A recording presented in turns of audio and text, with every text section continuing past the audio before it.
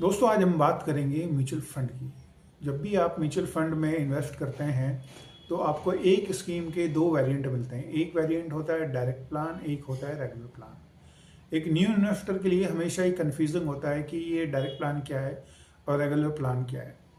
Direct plan basically ये होता है कि इन्वेस्टर अपने आप म्यूचुअल फंड को चूज़ करता है और वो म्यूचुअल फंड और इन्वेस्टर के बीच में किसी भी ब्रोकर को इंट्रोड्यूस नहीं करना चाहता है। उस केस में आप डायरेक्ट प्लान में इन्वेस्ट करते हैं।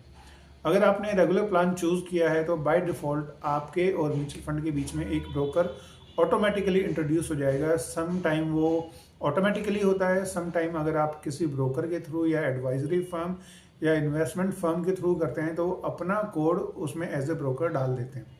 तो जब भी आप मंथ ऑन मंथ बेसिस पे सिप लगाते हैं या लमसम अमाउंट डालते हैं तो उसमें से 0.25% से लेके 1% तक का commission as a trailing commission उस ब्रोकर कंपनी को चला जाता है।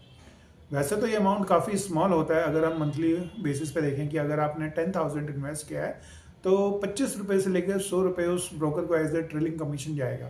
पर अब पर आप सपोज कीजिए आप 10 साल तक हर महीने 10,000 रुपये डाल रहे हैं और हर सिप पे आपके 25 से 100 रुपये कट रहे हैं तो ये मैच्योरिटी पे एक बड़ा अमाउंट हो जाता है। जब आपको पता है कि आपको डायरेक्ट फंड मिल रहा है और आप डायरेक्ट फंड में अपने आप इन्वेस्ट कर सकते हैं तो आप रेगुलर फंड क्यों चूज़ करते हैं।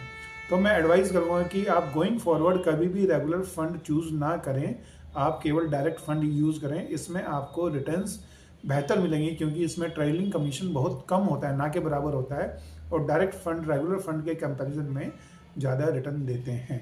Thank you.